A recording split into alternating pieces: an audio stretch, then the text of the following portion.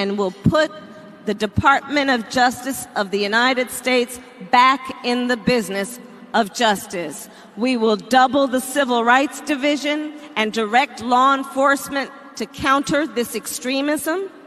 We will hold social media platforms accountable for the hate infiltrating their platforms, because they have a responsibility to help fight against this threat to our democracy. And if you profit off of hate, if you act as a megaphone for misinformation or cyber warfare, if you don't police your platforms, we are going to hold you accountable as a community. Hey, what's up, guys? Well, she warned everybody that's on Twitter, right? What they're going to do to us if they win. Yeah, she came right out and said it. Did you notice there wasn't exactly a lot of cheers and applause for her as she was saying those things? I don't know. Like trying to be like, went, she wasn't the typical. She was kind of doing a little pointing, but a lot of the times the Democrats are so animated when they speak, right? Yeah. Well, that was obviously she was talking to the NAACP, which you would think there's going to be a big crowd of them, but no, it seemed very quiet in the room as she was saying those things. But yeah, that's Comrade Kamala. Well, meanwhile, on the other hand, something kind of amazing was going on just this past yesterday, which was in Brazil. This was one of the largest.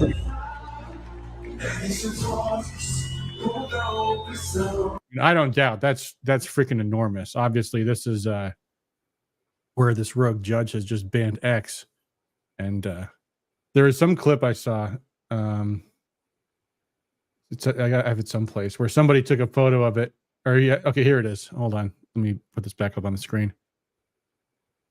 Someone made a picture of Moraes, the judge, and put an X over him. Brilliant. Ah, all right. Putting an X over the guy. I like it. Hey, everybody. Welcome to the live stream. Good to see everybody. Hey, Mark. Good to see you. Mark says, re-elect Mark Ashley Price for Highland Park School Board 2024. Absolutely. So we've got a lot to talk about tonight. I think really what the main theme of tonight's going to be is the election's really upon us now, guys. I mean, so we have heard there was a decision by the Michigan Court of Appeals on Friday. I think it was Friday. Yeah, it was pretty quickly. To remove RFK Jr. from the ballot as he requested, because he is supporting Trump, at least in the swing states. And they are appealing that to the state Supreme Court, which I guess there'll be a decision about tomorrow. And so Friday was the deadline. They were supposed to go to print, right? Yeah, but you know, okay. The Supreme Court can extend print deadlines, can't they? I guess I don't know. So, yeah. So, but certainly absentee ballots are getting printed imminently. Typically, the absentee ballot period is like 6 weeks, and we are 8 weeks. 18 days, September 26th. They need to be made available to voters. So we are pretty much now in the closing argument period, folks. This is it. I mean, it's not. I mean, I've been saying in various communications X number of days till election day, but and by the way, for those who don't know, I just actually looked up what the numbers were for Washtenaw County. Can't say every single county mission will be the same, but I looked at how many people voted early versus how many people voted absentee, how many people voted on election day in the primary by a party. And here are the numbers. I will show them, so that might make it easier for folks to see. But this is what I came up with. Can I make this bigger? This is in Washtenaw County for the primary election. And Democrats, 5.3% of them voted early in the primary. 63% voted absentee, and 31.6% voted on election day. The Republicans, again, this is my county, Washtenaw County. Your results may vary. And of course, this is the primary election. In the general election, I would expect you'll see a larger percentage for election day votes, because these are, by definition, lower interest voters. They didn't vote in the primary. Republicans, 3.5% voted early. Absentee ballot percentage is 51.9%. That's a majority. And election day, 44.6%. So even among Republican primary voters, more are now voting absentee than voting on election day. So this is really it. This is the closing argument. Real quick, since they asked, less of Central Michigan, doesn't the state statute say RFK has to stay in the ballot because he's a minority party nominee? Can you weigh in? That is the argument that Jocelyn Benson has made. The Court of Appeals said there was actually no statute that says that he has to stay in the ballot. So we'll see. We'll see what the state Supreme Court chooses to do. But you would think, RFK is the candidate. If he chooses not to be on the ballot, that should be his decision, right? I mean, I guess there's one argument, but we will see. Allegan News says that precision is left for state office. That's another thing that this Court of Appeals said is the statute applies to state campaigns, not to federal campaigns. So that's another consideration. So there you go. We'll see. I'm sure the state Supreme Court will be completely nonpartisan in their decision, no matter what. Anyway, hey Patty, how you doing? Good to see you again. It's been a minute. Good. How's things in Wayne County? Is things as crazy as they are in my county? Yeah, not too bad. We're just trying to approach it methodically. You know what I mean? So working on our voter guide and how the means we're going to use to get that out. The fastest, right? We'll be talking about that tonight. We got a voter guide too, or we're working. It's not quite finished, but it's in process. Ours is likely going to be electronic, given the time and the money, right? So we're finalizing that. I'm sorry, go ahead. Yeah, we're finalizing that. So yeah. We've been raising money for the past 2 years. We're going to spend a lot of it on our voter guide. We're going to print it and mail it to a lot of people. Yeah, that's good. Yeah. But before we get to the voter guide stuff, a couple of things real quick in the news. Kamala Harris taxing unrealized gains. That sounds like a winner. Taxing money you haven't made. Yeah, there we go. And when you lose money, when you're like a big billionaire investor and you lose money, then the government gives you money back. That sounds. I'm sure they will. Right. Brilliant plan. But all things considered, it's September 8th. Absentee ballots are going out shortly. I mean, voting is beginning. And it's, all things considered, been a very quiet year, if you think about it. No COVID, no riots, no cities being occupied, no Antifa, no Chaz or Chop or whatever they want to call it when they Chaz Chop. Yep. No kidnapping of Gretchen Whitmer by the FBI. I mean, the big story this week was Russiagate 3, but that's like nothing. Stupid, completely pointless. Again, they're trying that again. Like, oh my God. Oh, it's so dumb. So dumb. In fact, actually, I got a funny little clip about Scott Ritter was talking about this. Here's what he says. Here, watch this. He said a frontal assault on free speech, a frontal assault on a free press. Why we're scared of anything that gets published by the Russians, I don't know. I'm an American. I'm not scared of anything, and I'm damn sure not going to let the opinion of a foreign country, even one that I think is okay, Russia, I'm not going to let it sway me whatsoever. The American people have an inherent ability to discern between fact and fiction. The American people are able to judge for themselves what's best for the people of America. And the idea that we're so stupid, we're so ignorant, we're so gullible that we're going to look at a video and say, oh, wow, I guess I'm going to change my vote. It's stupid. This is ignorance, and it's an insult to every American. Yeah, so that's that's the essence of it, right? Russia is interfering in our elections. Yes, they are the ones who are casting their magic spell and saying you shall vote for. Presumably, the Democrats think Trump. That's who Russia surely will support, even though there's no evidence to think that. But yeah, that's what their premise is, right? Oh yeah, Russia spends an infinitesimal amount of money on a few conservative podcasters who aren't even particularly Trumpsters, and that's what's gonna rig the election. Yeah, this will really stick. It's amazing. Anyway, what else has been happening lately? Oh, so apparently the big news this week. Big win for Kamala Harris. Dick Cheney. Oh, her endorsement. And Liz Cheney are endorsing Kamala Harris. So we got Tulsi Gabbard. They got Dick Cheney and Liz Cheney. Yeah, Jay Michaud said, yeah, Putin endorsed Harris too. Yeah, I talked about that a little bit on Thursday's stream. Yeah, and Putin was obviously joking, which, by the way, in and of itself, that's amazing, right? That Russia can just joke around about who they're endorsing for president of the United States. Like, 4 years ago, I think Russia actually was kind of afraid of us, and like they didn't like the idea that they were being seen as meddling in the election. Like that was like, now Putin's just like, yeah, we actually really like Kamala Harris. She has this very infectious laugh. that's the Hey, make America laugh again. Yeah. Yeah. Yeah, it's unreal. And but Putin, I mean, Russia has actually said, and obviously these wascally Russians, that's their reverse psychology. But he makes the point. He says, the thing about Biden was that he was predictable, and Kamala Harris is predictable, whereas Trump is not predictable. Mm-hmm. So that's why he says, yeah, actually, the nice thing about Biden and Harris is we know what they're going to do. And to which, when Putin said this a few months ago, Biden made some remark about this.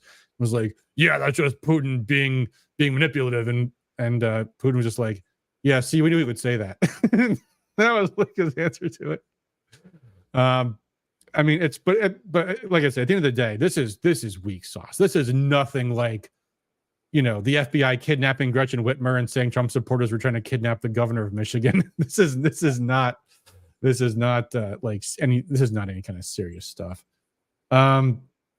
Which I guess raises the question: what could happen between now and November 5th?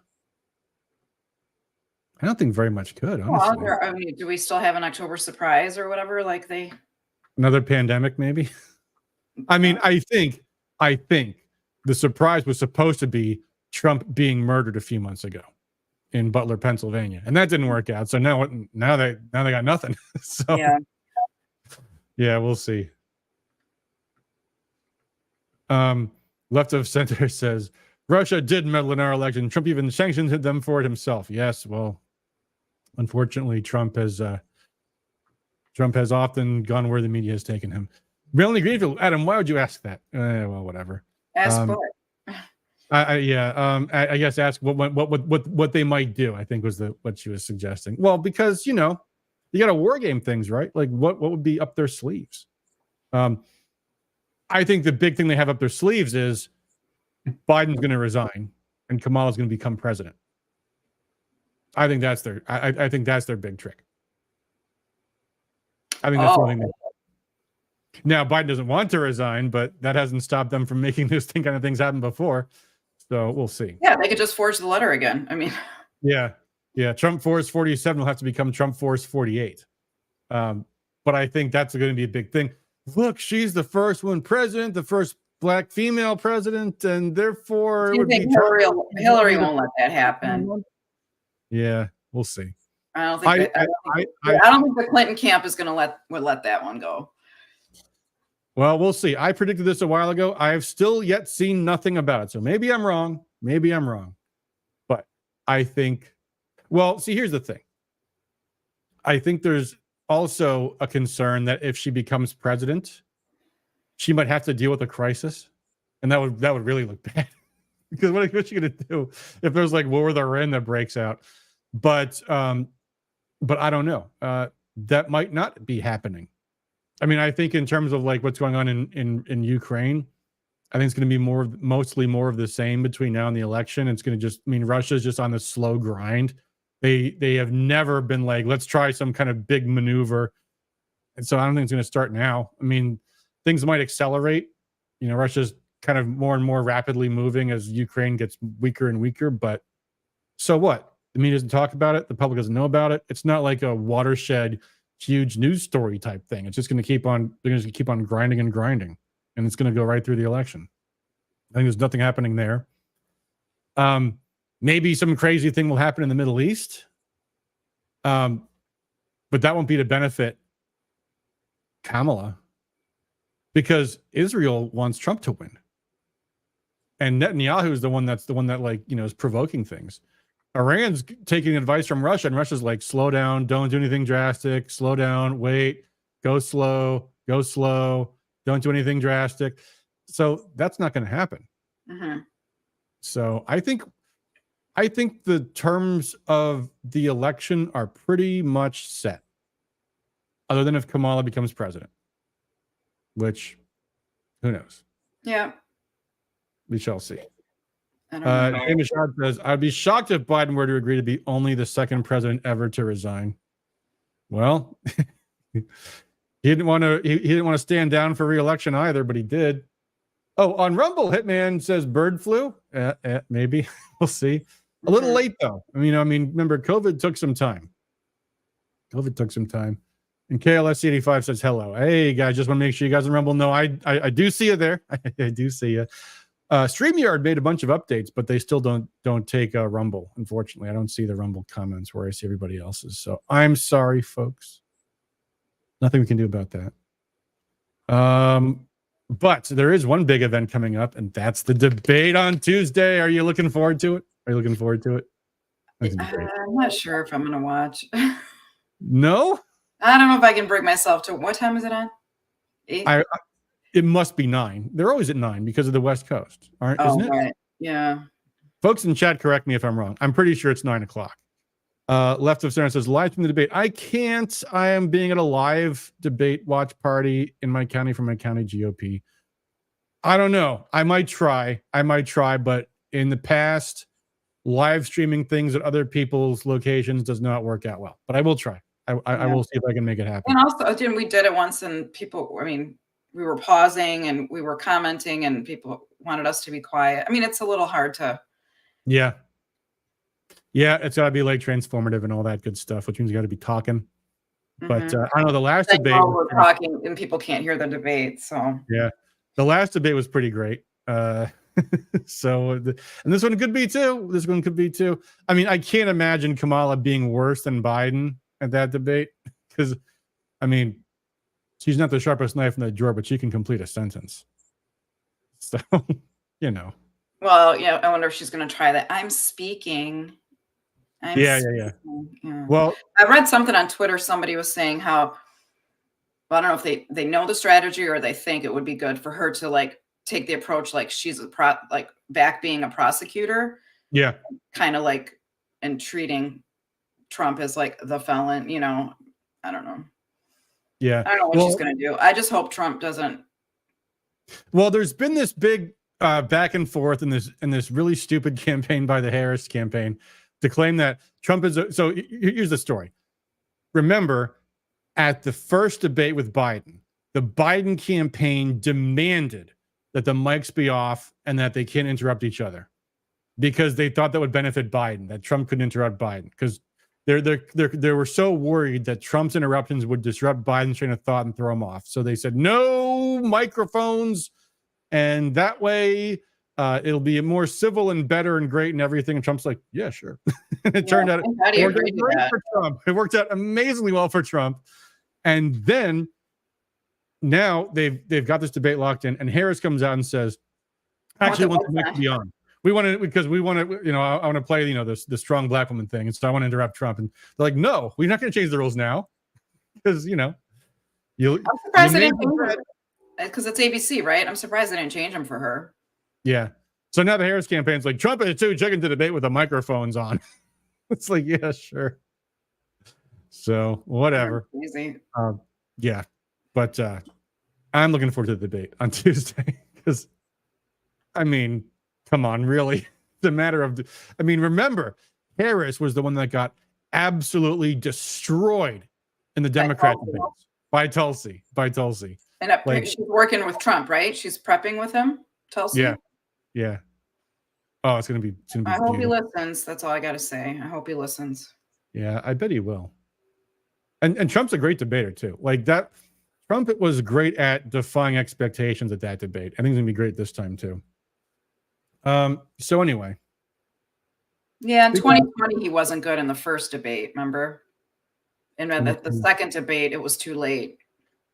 I kind of remember that. Yeah. He was yelling. I mean, he was doing something. Yeah. Yeah. Well, anyway, all right. Let's talk about talking to people about things. So you mentioned you guys are doing a voter guide. I am working on a voter guide too. And I think so. I mentioned in my email today, like basically, there's two things that are happening between now and the election that are important for the election results. Number one is turnout, and number two is persuading the swing voters. Like that's basically the two things. Get the votes you can, and get all the votes to act, all the voters for our side to show up. I mean, that's any given election, basically. And I would say probably the turnout's the bigger thing. I think turnout's bigger and growing as being the more important thing. And I worry that some people think like, oh, who's gonna miss this election? Like, I know people that will miss this election if I don't drag them to the polls. I know someone I need to get to register to vote and drag her butt to the poll. I mean, that does happen. They are out there, folks. If you don't know anybody like that, well, it's because you're not knocking on enough doors.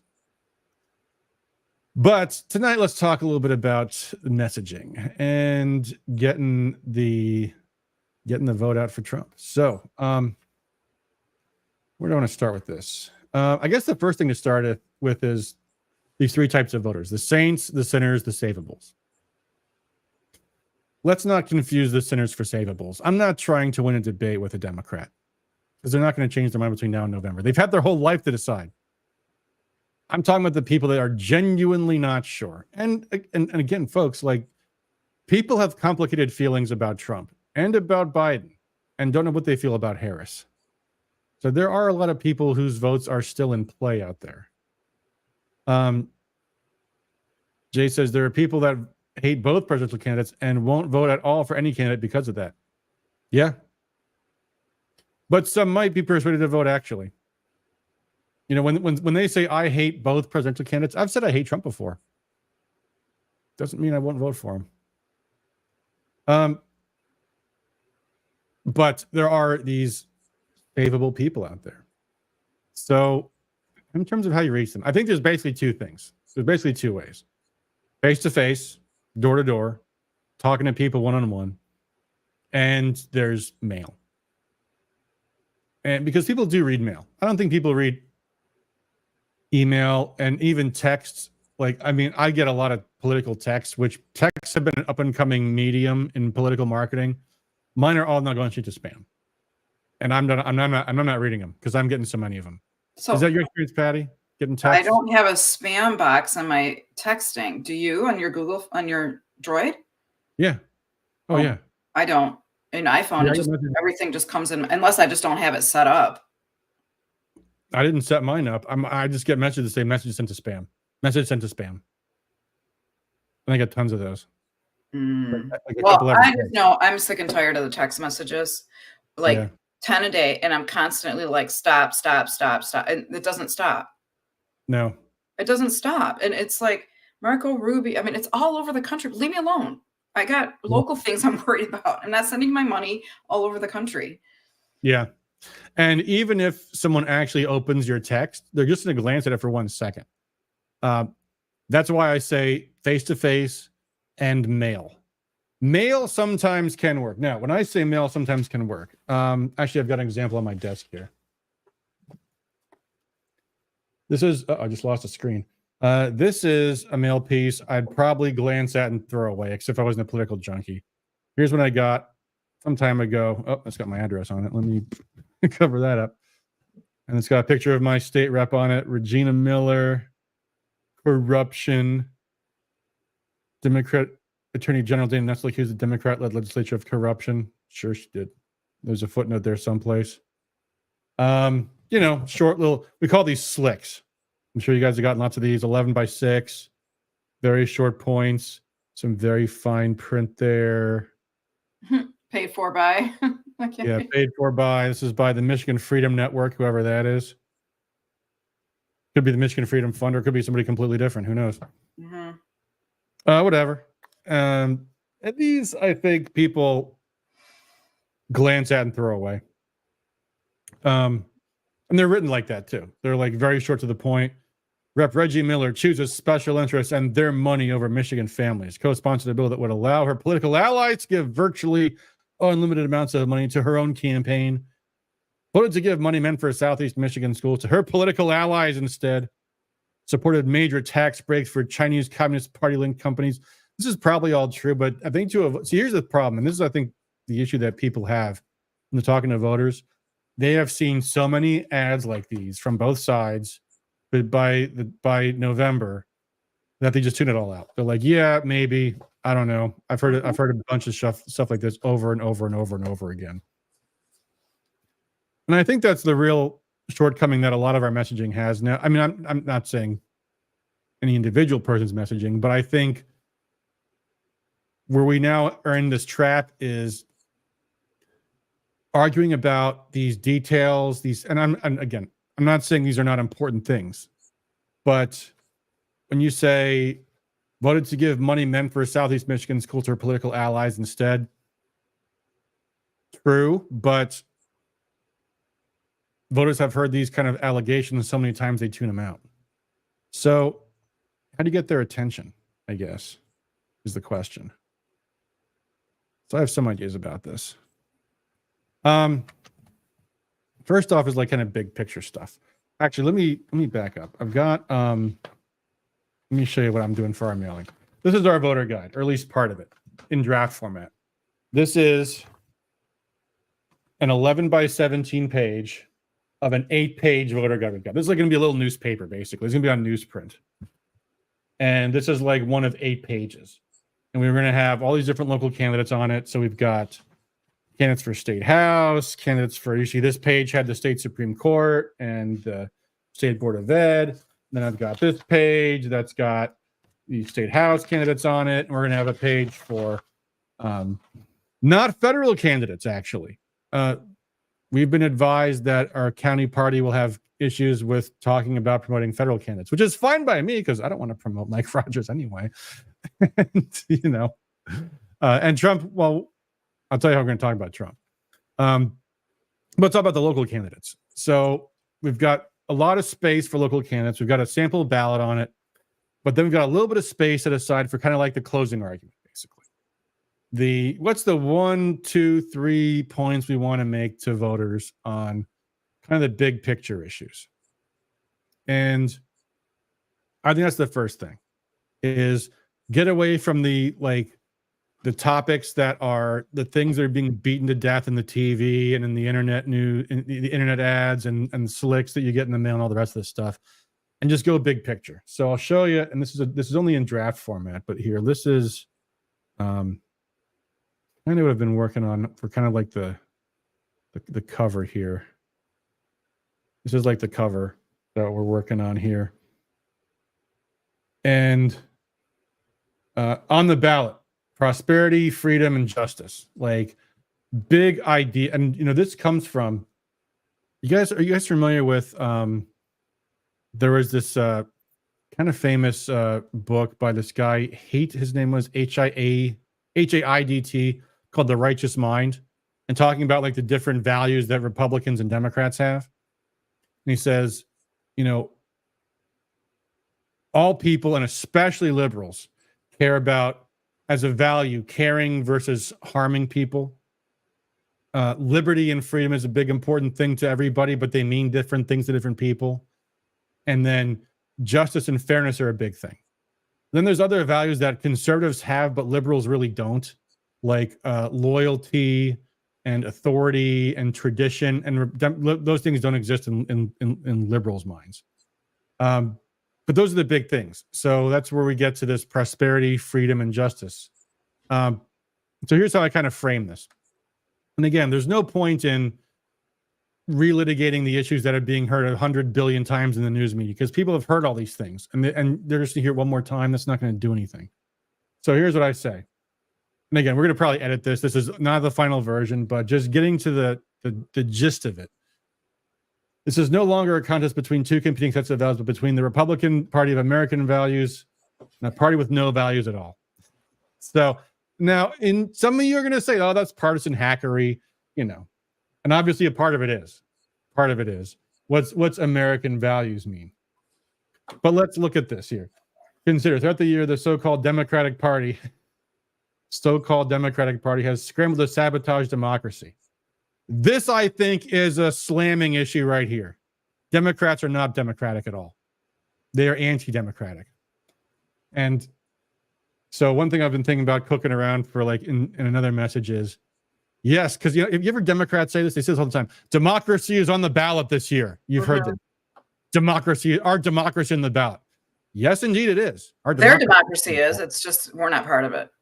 Well, I'd say democracy is on the line.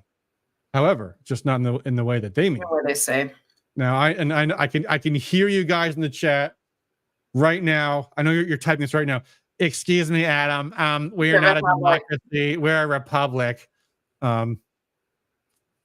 Yeah, we're not a democracy. Do you know that we're not a democracy? We're actually a republic. We're not a democracy. We're a republic. Yeah. We are definitely a republic. You know, we have our states choose our U.S. senators. Oh, we don't do that anymore. Wait, we have how many ballot proposals on our ballot in November? In my county, we have 20. Tell me that we're not a democracy. Oh, but don't wait. We have a constitutional system. The courts stop the government from doing things that violate our rights, or maybe they don't. Whatever, guys. It's semantics. Okay. We have a ballot. We have a ballot, and the winner becomes the person in power. Anyway, but to that point,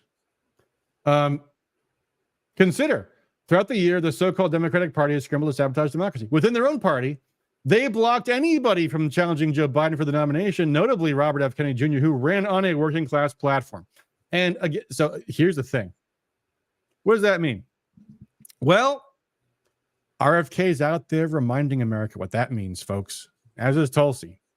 If you've ever heard RFK Jr. speak, it's like, wow, Democrats used to talk about these things like homelessness and corporate corruption and Americans getting hooked on drugs and like suicide, all these things Democrats never, ever, ever talk about anymore. A working class platform. That was what his campaign message was we are not, obsessed with global geopolitics in Ukraine like Biden is. We care about working class people. And that contrast was stark and stunning. And the more that Trump has been embracing RFK, the more devastating that's been to the Democrats, because he's like showing like, I do care about these issues. I want to run these issues. I want to run on public health. I want to run on, He's basically taken his entire platform. Yeah, he totally has, which is great. And then we throw this in. And then following a dismal debate performance, they have forced Biden himself to abort his campaign. Like that verb there. Abort his campaign. And that he won no votes and who refuses to speak to reporters, which is, true. Indeed, the Democrats today pretend to support the exact opposite of the policies they push when in office. And this goes to all the things that Harris is doing right now. I mean, can you imagine the audacity for Kamala Harris to say that it's Trump's fault for the botched withdrawal from Afghanistan, and I support open borders, I support border security, Kamala Harris says. I mean, just lunacy. So there we go. So we throw out that. And then just to grind that down a little harder, no wonder then the Democrats sued to prevent third-party candidates from appearing on the ballot, attempted to remove the Republican presidential nominee himself from the ballot, and abused the legal system in an unprecedented manner. I'm going fast over this. I feel like this paragraph needs some work. Because I know what that means. You know what this means. Yeah. I don't know that the average voter who is on the fence understands this. So there's work to be done here. But then here we go. It's kind of an overall summary. The legal abuses, the endless flip-flopping, and the undemocratic process all reflect a party that will say and do anything for power without principle. And that, I think, is the knife right there. The Democrat Party is completely full of shit. And they all know it. They all know it. So you go right to that. And then I think this just needs a little bit of tweaking, but basically the contrast, and again, federal elections. So you see, we haven't said Trump or Kamala anywhere here. We can talk about Biden because he's out, but you can't talk about Kamala. But the previous leadership, and here's all these nice things that happened during Trump. And this is, I think, things that probably need a little bit more punching up on the right-hand side. But the idea is clear. This is the contrast. And then the platform, the Republican platform, which if you've seen my stream before, I'm not a big fan of the Trump platform, but it works. It works here. It's short and it fits in a sidebar. Actually, a bunch of things had to be thrown off. We couldn't put the entire thing in there. Put the big ones. Large tax cuts for workers. End inflation. Make America affordable again. Stop outsourcing. Prevent World War III. Stop the migrant crime epidemic. Demolish foreign drug cartels. Crush gang violence and lock up violent offenders. That's a little bit of tough talk. So is the first point, actually. Seal the border to stop the migrant invasion. That's the first point in the Trump platform. You know what? It's a winner. Fight to protect Social Security and Medicare with no cuts. As a conservative, I don't particularly like this one, but guess what? It's the platform. It's what Trump's running on. And it's what he will do. So keep it in there. Say it. You might as well. It's a winner. So that's kind of the overall gist of where we're going. There's, I think, more to say too. And I'm going to try to squeeze in a little bit more because that's only the homepage. And we have more pages yet. Again, a lot of it's going to be talking about the local candidates and so is this and so is that because they need that help. But these are the big things. Like not talking about, first of all, anything with numbers. Anything with numbers, I think, is probably tough to do. Although there is one exception. Actually, I'll show you guys. This is, I've got this other chart too here. Let me show you this first. This is what I was talking about. This is, hold on, pull up on the screen. This is that chart that guy made. And so Liberty is not charted because they found, I guess, that people have so many conflicting ideas about what liberty is that they didn't know how to chart it. But going from liberal to conservative, these are these different values: caring versus harming, fairness versus injustice, loyalty to your country, for example, authority, respect for leadership, sanctity, concerned about institutions. These are things that liberals don't care about, the last three. But even among conservatives, caring and fairness are like these values. And that's why it's so critical. And I think also importantly to go negative and say, Democrats say yada, yada. Here's what their actual record is. They have shown they don't care about the American people. They care about attacking Russia. That is what Joe Biden's singular obsession has always been. And in fact, some of the other things we have on our little flyer here, like, I got this bit about, here's what I got for we're talking about, this is on my local flyer here, and things to say about Tom McMillan and Nikki Snyder for the State Board of Education. Nikki and Tom recognize, this is not the whole thing, but I'm just reading a section here. Nikki and Tom recognize that students are ill-served by layer upon layer of bureaucracy, dictating from above how every school should teach every child, irrespective of children's diverse talents, interests. The feds and not the state. And then there's another line here. You're freezing up a little bit. Oh, you're sorry. back now. You're back. Okay, I can't quite help that. Here's another thing that we say in here. Nikki and Tom understand that freedom and free I'm blocking my camera. Nikki and Tom understand that freedom and free enterprise are driving forces of success and prosperity, and the key to making great schools is to make them directly accountable to the families they serve. And then another line I got in here.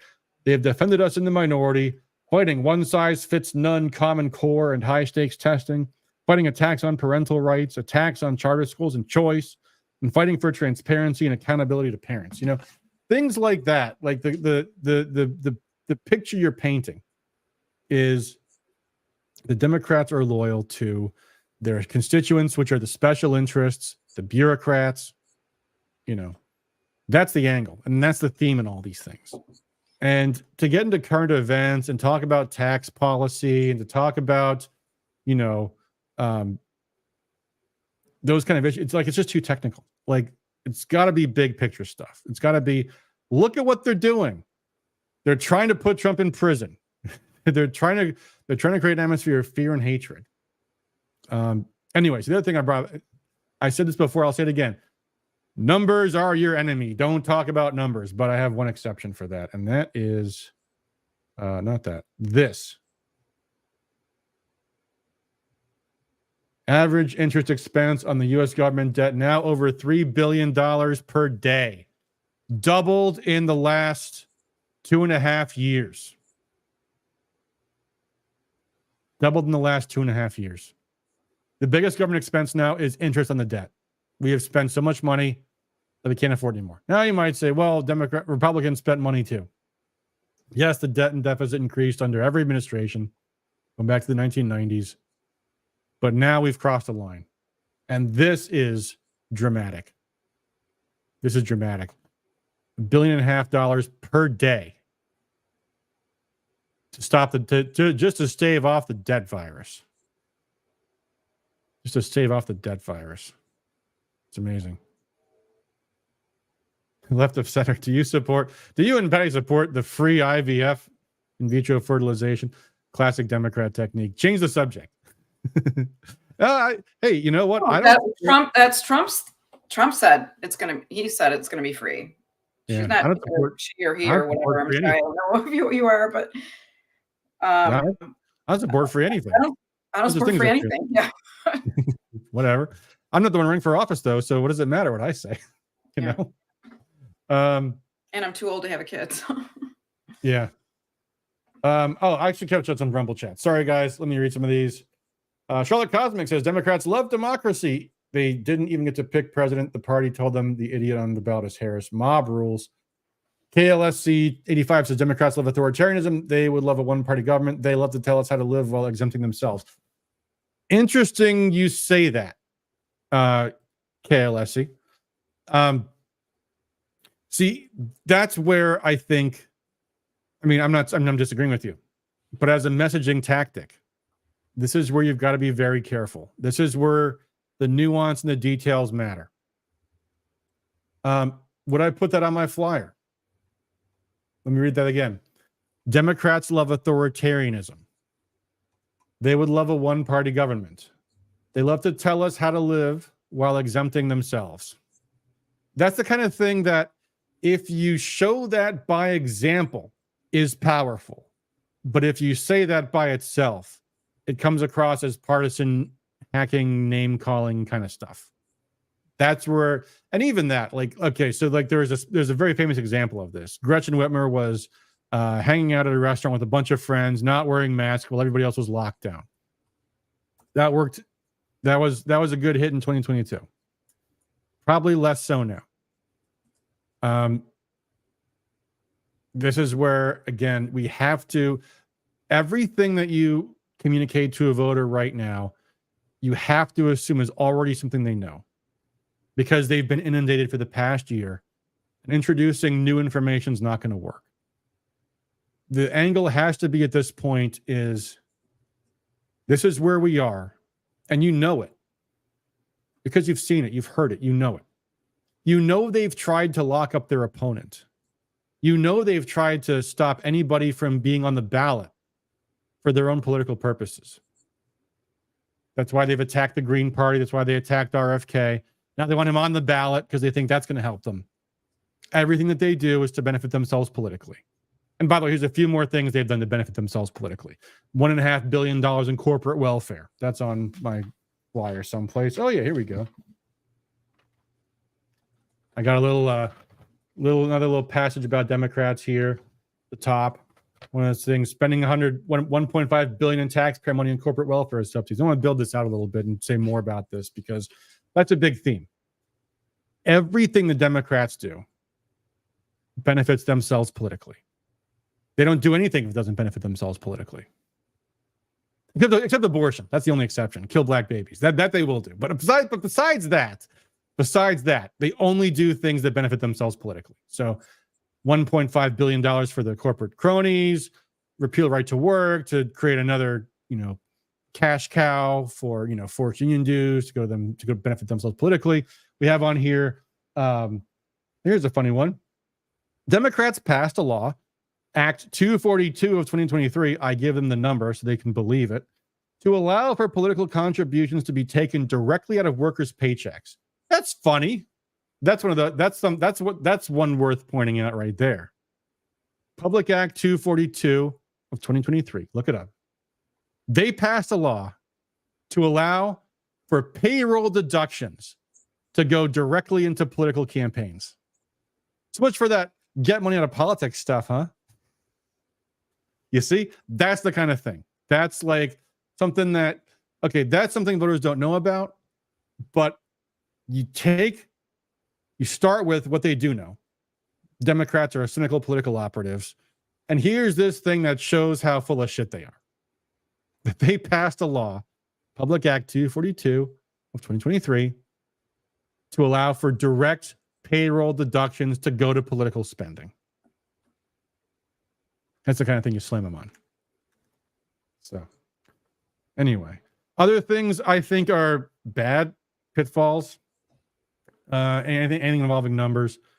Electric vehicles. Yeah, I mean, I've seen a lot of stuff about this, guys. I'm sure they've been poll tested, and I'm sure people are saying, yeah, but again, I say go big picture, folks. Go big picture. Issues Democrats are winning on: abortion. I'd love to say Democrats are the extremists on abortion.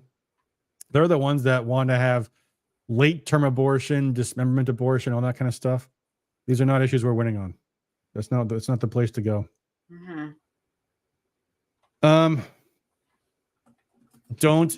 This is my number one tip. Don't be a stereotype, folks. Don't be the Republican stereotype.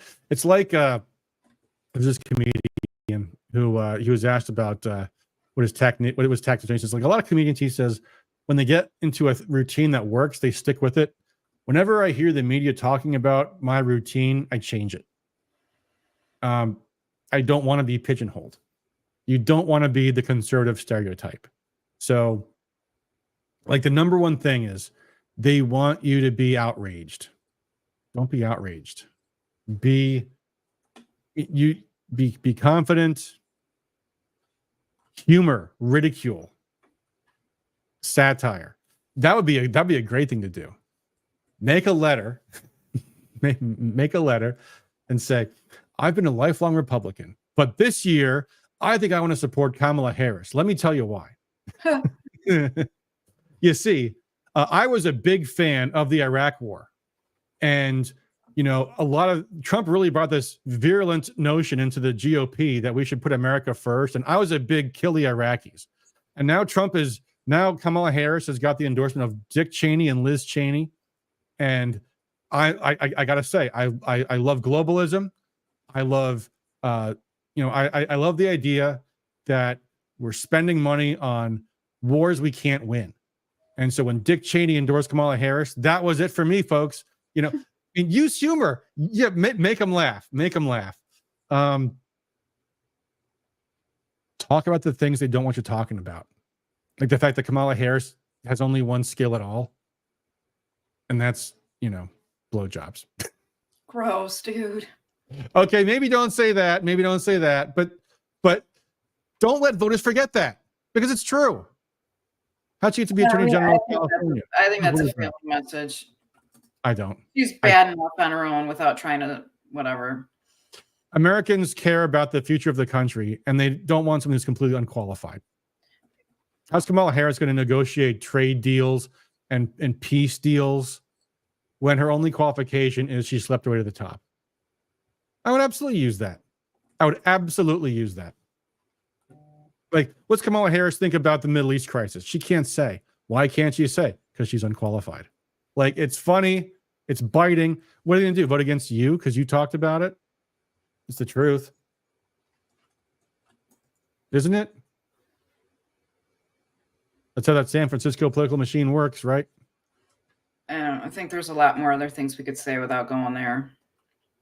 Well, I wouldn't say it with your local GOP's branding on it. But if you're just sending a letter to somebody or talking to someone at the door, you're like, yeah, seriously, Kamala Harris.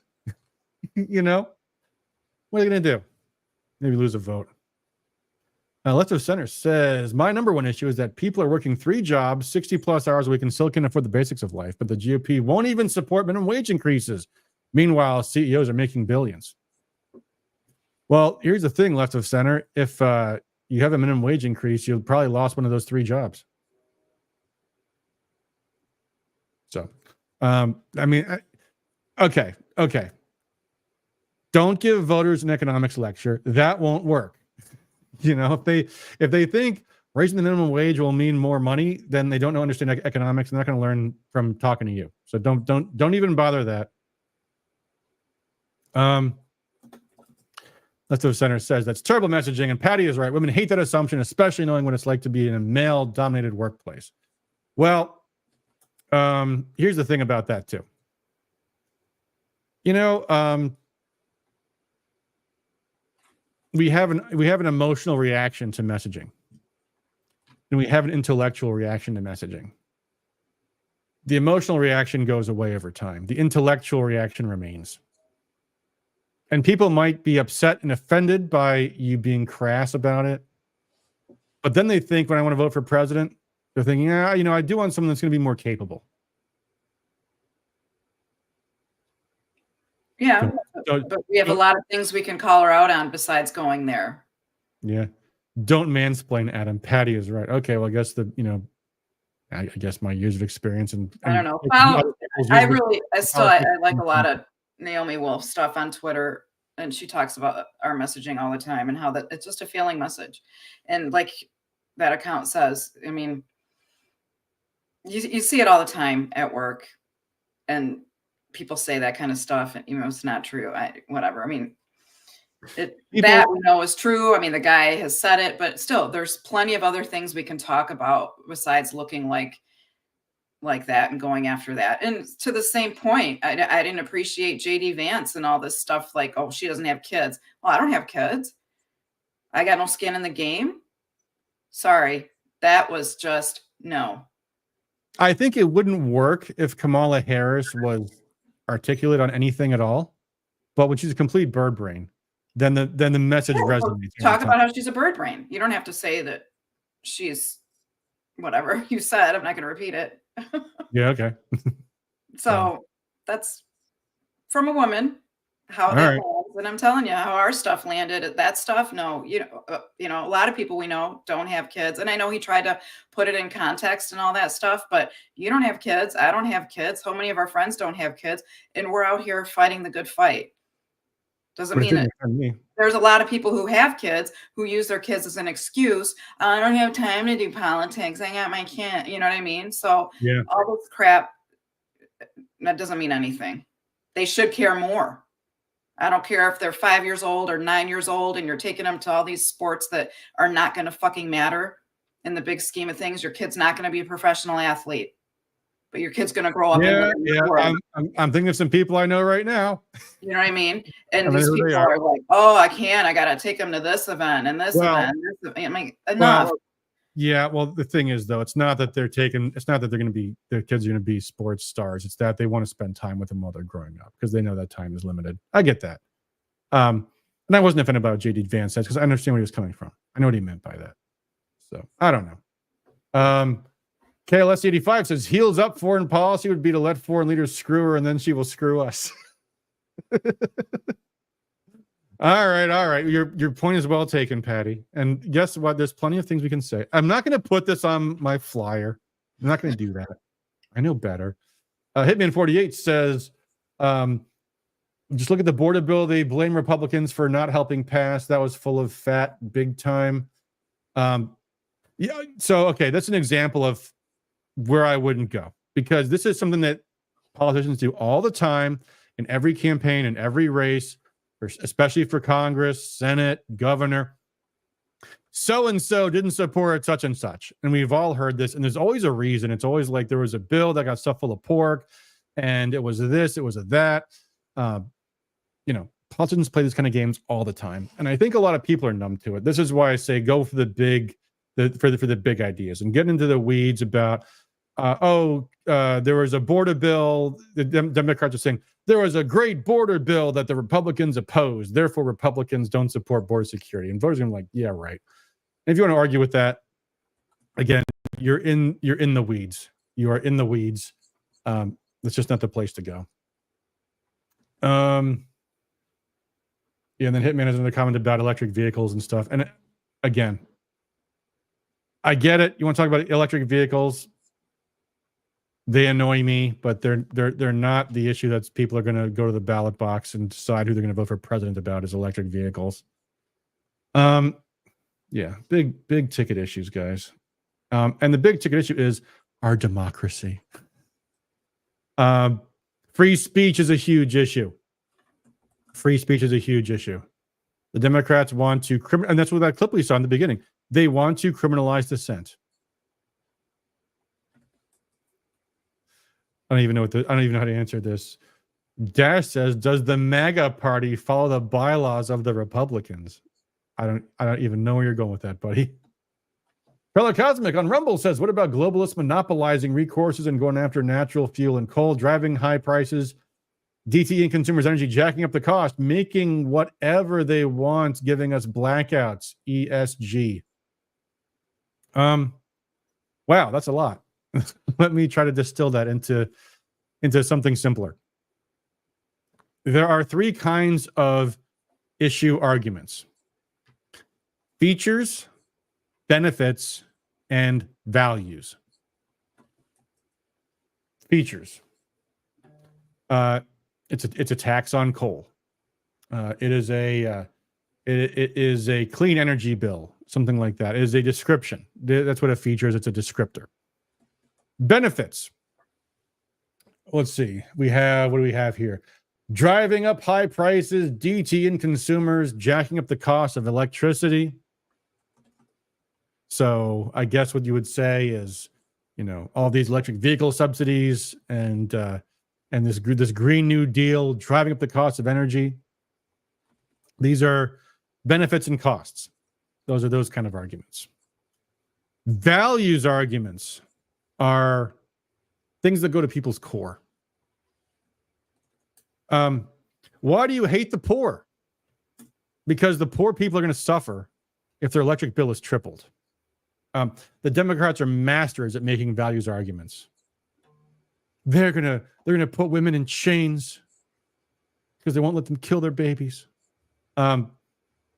Republicans have to get better at making values arguments.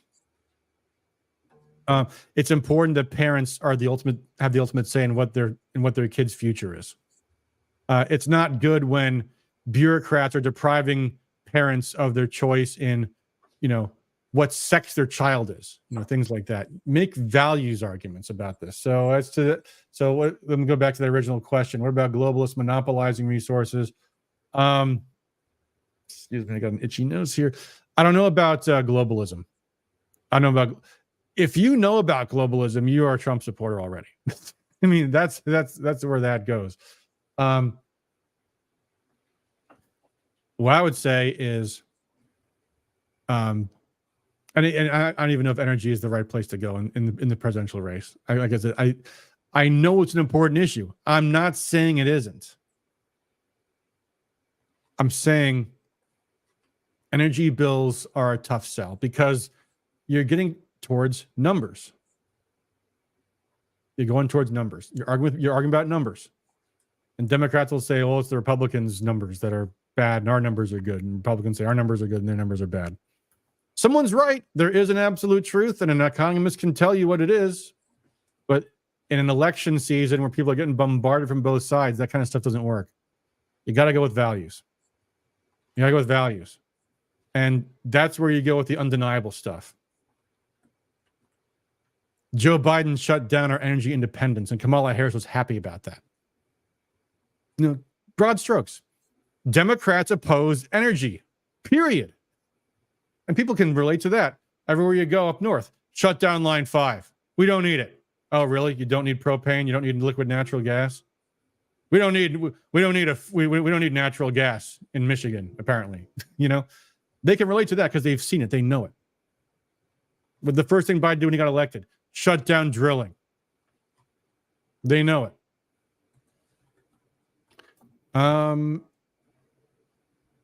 KLS85 says, if a kid is mature enough to decide their gender in elementary school, why then are they not mature enough for alcohol and tobacco?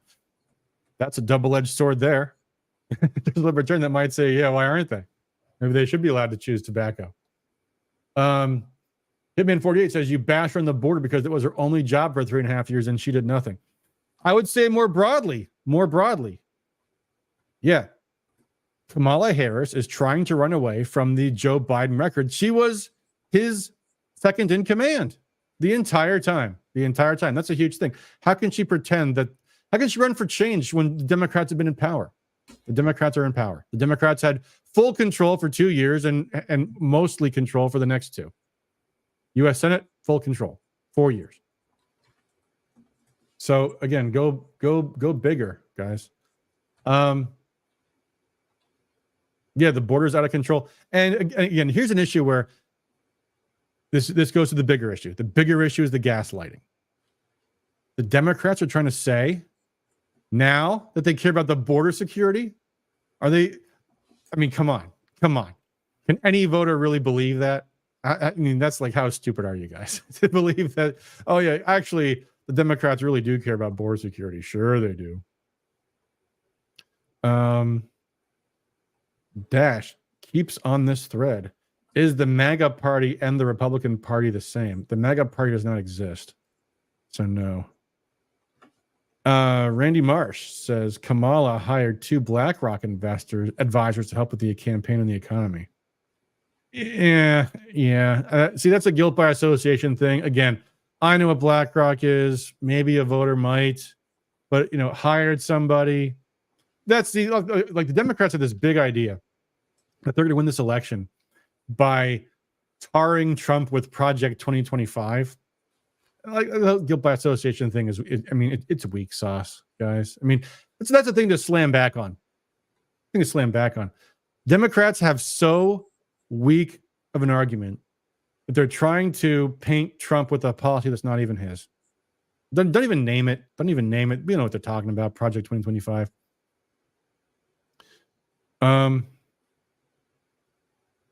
Randy Mars says Cheney, Romney, Paul Ryan endorsed Kamala. They're warmongers, not MAGA.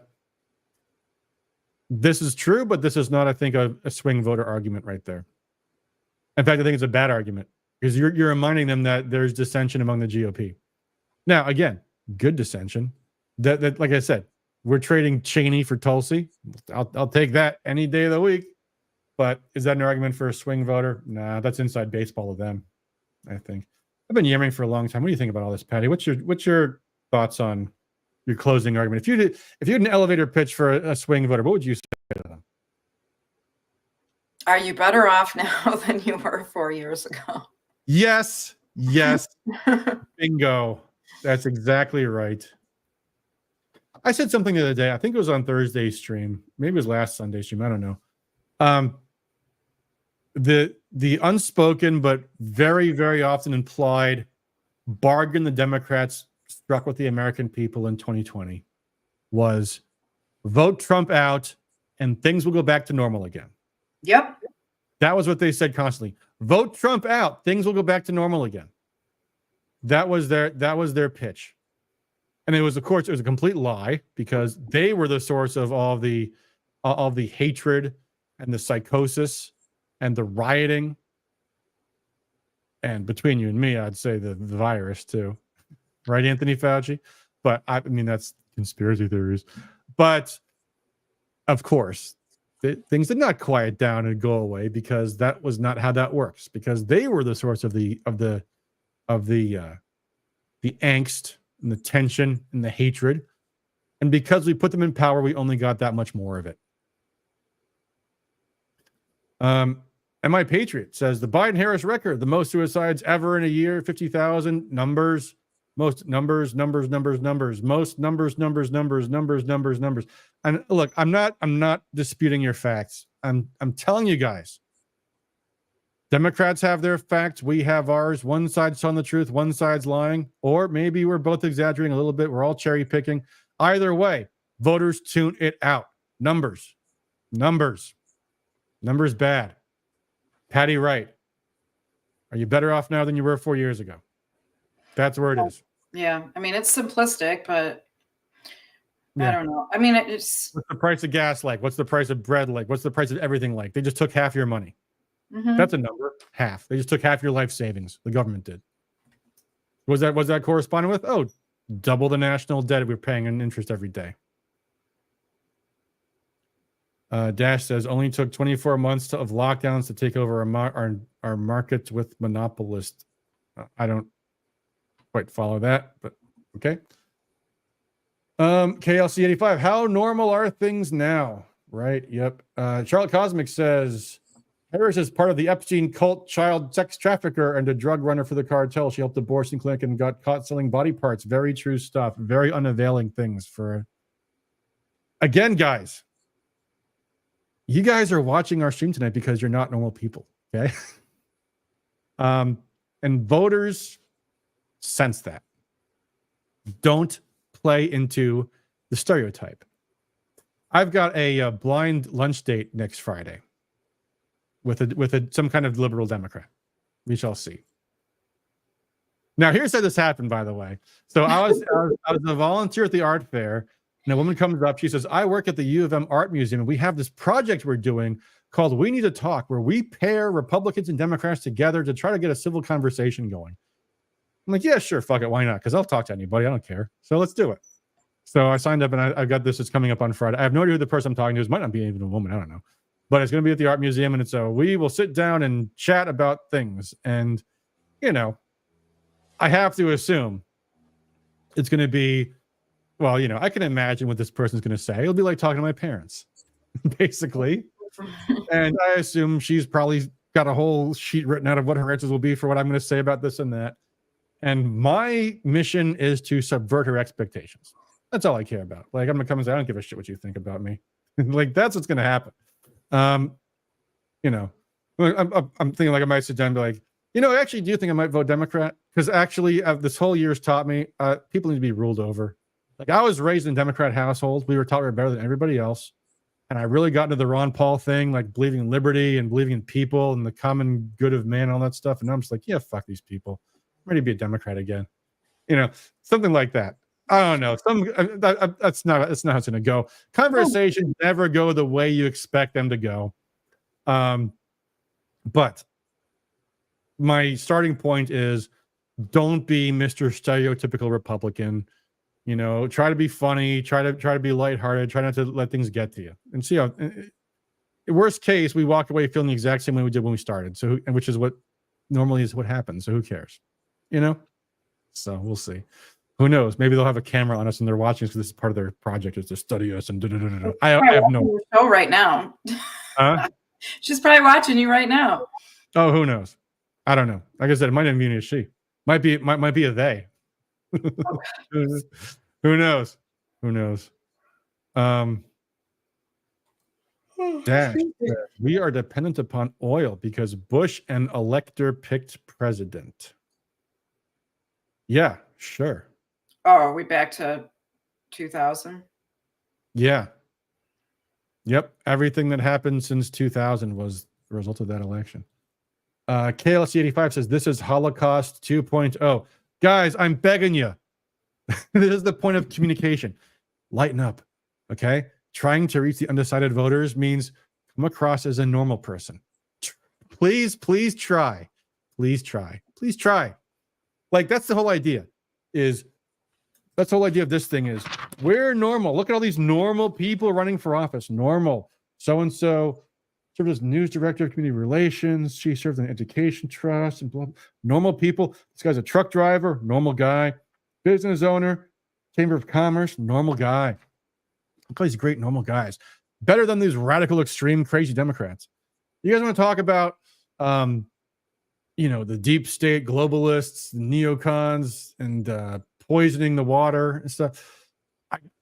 Look, I'm not saying these things aren't real. I'm saying you do what it takes to win. Okay? You want Trump to win? Do what it takes to win.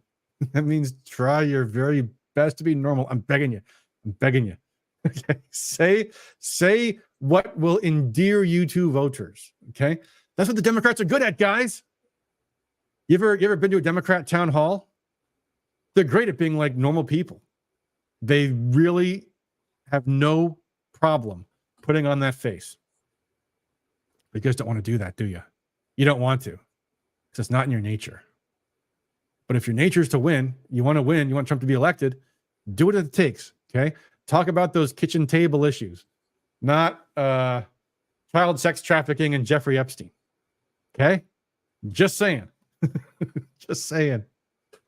But I know, guys, I get it. I got an email from someone today. I did an email. One of the things I mentioned in my email blast was voting early is good. Voting absentee is good. And someone said to me, don't vote absentee unless you see them put the ballot into the tabulator. Well, this person's in Livingston County, which is, not exactly Democrat County. Probably your clerk is not, shredding your ballot when no one's looking. I mean, look, guys, you got to tone down the conspiracy stuff just a little bit. I know they steal some votes, but it's a little far-fetched to think that your vote. Look, okay, don't mail in your absentee ballot. Go to your clerk's office, drop it off. They put it in a box where it's in a box with all the other absentee ballots. There's probably a camera on it because it is a government building. They do have some security. Yeah, Russ says some Republicans come off as wackadoos, even to me, and they know who they are. Yeah, Jay says, when you talk to people, wear normal clothes, not all Trump and American flag apparel. Yeah. Little American flag lapel pin wouldn't hurt, but Elizabeth Center says, most people on both sides are reasonable and have common values. It sucks there's no bipartisanship at all. So yes, the extreme ends need to be reeled in. Most ordinary people are reasonable and have common values. Most people in power have very, very different values. But that's the way that goes. So anyway, I've been ranting a long time. I feel like I should stop ranting. What was I going to talk about? Is there anything else I missed? Oh, here's one good thing to use. The assassination. Maybe let RFK do the talking on that one. But that is a thing too. Betty says, why can't I comment on YouTube? I don't know, Betty. I hope I didn't ban you. I hope you didn't say something bad in the past. I have no idea. I can't go back and look, but I don't know. They're commenting here on Facebook, so you're welcome to comment here anytime. But yeah, the assassination, that's a thing. And I think a lot of voters realized that there was something to that. Because they've also tried to shut Trump up every other way. And I think people deep down know there's nothing the Democrats wouldn't do. Mm-hmm. And it sure is fishy how the Secret Service was just AWOL that day. A lot of people, not just one, many. So here's a question, though. Huh. Trump gets up there and he says we're going to have a commission or, whatever, investigating the assassination of JFK and RFK. But he doesn't say anything about his own. Well, that's because he might be accused of being self-serving, saying something like that. If I had to guess, I don't know. Yeah. I mean, it's kind of a live issue right now. It's kind of pending. So I don't know. We'll see. We'll see. We'll see what he does. I don't know. And guys, I hope Trump exceeds my expectations as in his second term. But I think for most of you who think Trump's going to be a miracle worker in his second term, I think most of you will be disappointed. I don't know. I say I'm very, very, very encouraged by his pick of JD Vance. I'm very, very, very encouraged by his embrace of RFK. But we'll see. We'll see. We don't know. I don't know. What else we got? I think I've gotten everything on my list. I did. What do you got, Patty? Anything? I've been filibustering. You got any events coming up? No. Okay. Well, it's all about elections. Yes, it is. This is the sprint, guys. This is the sprint. Get folks out to vote and vote early. Voting early is good. Get your voter file. I did a thing in my email about that today. Go to rescuemichigan.com, click that register button, get your voter file for your precinct, talk to some people, send some letters, knock on some doors. Also, by the way, We have Super Saturdays coming up. what's Super Saturday? The MRP initiative for the different state house candidates. Oh, sweet. So just door knocking. Ah. Yeah. Well, I'll tell you what. I have an event coming up. It's going to be a intimate affair. But if you guys want to come, go to WashingtonRepublicans.org. Watch the debate with us in Saline this Tuesday.